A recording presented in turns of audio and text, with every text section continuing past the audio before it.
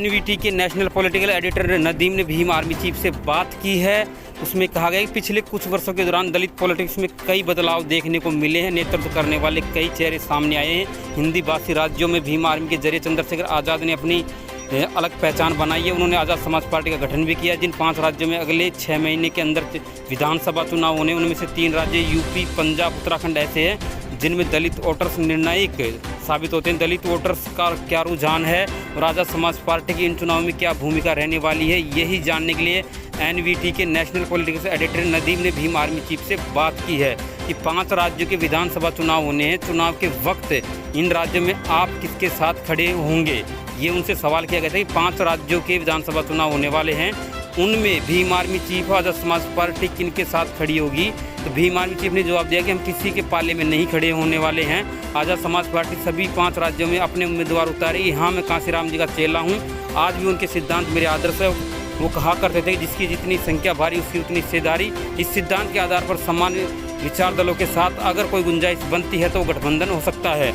अगला सवाल था कि ओवैसी से आपकी पिछले दिनों मुलाकात हुई है। कांग्रेस को लेकर कहा जाता है कि वह आपके संपर्क में, और अब खबर आ रही है कि भीम आर्मी के चंद्रशेखर आज़ाद या अखिलेश यादव आपको साथ लेना चाहते हैं। आप किसके साथ जाना चाहते हैं? तो भीम आर्मी चीफ ने कहा कि ओवैसी से मेरी जो मुलाकात हुई है वो कोई टेबल टॉक नहीं थी, वह एक टीवी कार्यक्रम में हिस्सा लेने आए थे और मुझे भी उस कार्यक्रम में बुलाया गया था। इसी तरह मुलाकात तो तमाम नेताओं के साथ हुआ करती है। तो ये कुछ जो लाइनें थी कि जहाँ पर भीम आर्मी चीफ ने कहा कि जो ओवैसी से हमारी मुलाकात हुई है वो कोई टेबल टॉक नहीं थी, वो कोई राजनीतिक मुद्दों को लेकर बात नहीं हुई थी। वो एक उसी कार्यक्रम में मुझे बुलाया गया था और उसी कार्यक्रम में असदुद्दीन साहब को बुलाया गया था, तो वहाँ पर हमारी मुलाकात हुई है। फिर अगला सवाल था कि ओवैसी से आपकी पिछले दिनों मुलाकात हुई है, उसको लेकर भीम आर्मी चीफ ने साफ कर दिया कि कोई टेबल टॉक नहीं थी, वो सिर्फ एक प्रोग्राम में मुलाकात हुई थी।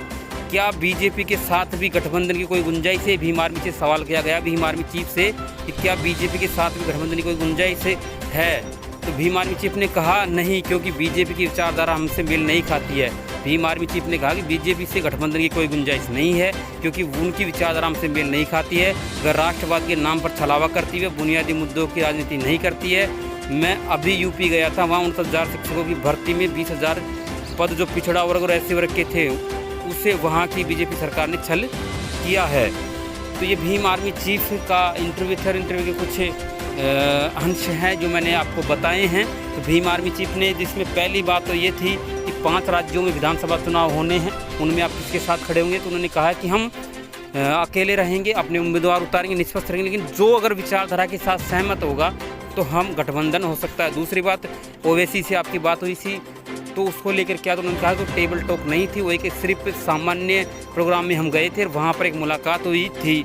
दूसरी बात ये थी कि क्या आप बीजेपी के साथ आपका गठबंधन हो सकता है? तो उन्होंने कहा नहीं, बीजेपी के साथ गठबंधन नहीं हो सकता, क्योंकि वो झूठे राष्ट्रवाद का और जो असली मुद्दे होते हैं उनसे दूर रहते हैं। और उन्होंने अभी भी 69,000 शिक्षक भर्ती में 20,000 पिछड़ों व एससी के जो पद हैं उनके छल किया है, उनको उनका हक मारा है। तो फिर अगला सवाल था बहुजन समाज पार्टी के राष्ट्रीय अध्यक्ष बहन जी के ऊपर। मायावती जी के साथ आपने कई बार काम करने की इच्छा जताई है, लेकिन वह आपके साथ लेने को तैयार नहीं है। इस पर आप किस वजह से देखते हो, क्या देखते हो? तो भीम आर्मी चीफ ने कहा कि वह तो ज़रूर कुछ ना कुछ होगा, लेकिन वह तो बहन जी की बता सकती है कि जहाँ तक मेरा सवाल है वह मेरे सम्मानित थी और रहेगी। उनके नेतृत्व में काम कर चुका हूँ, ये भीम आर्मी चीफ ने उनके लिए कहा कि वो सम्मानित थी और सम्मानित रहेगी। जय भीम साथी।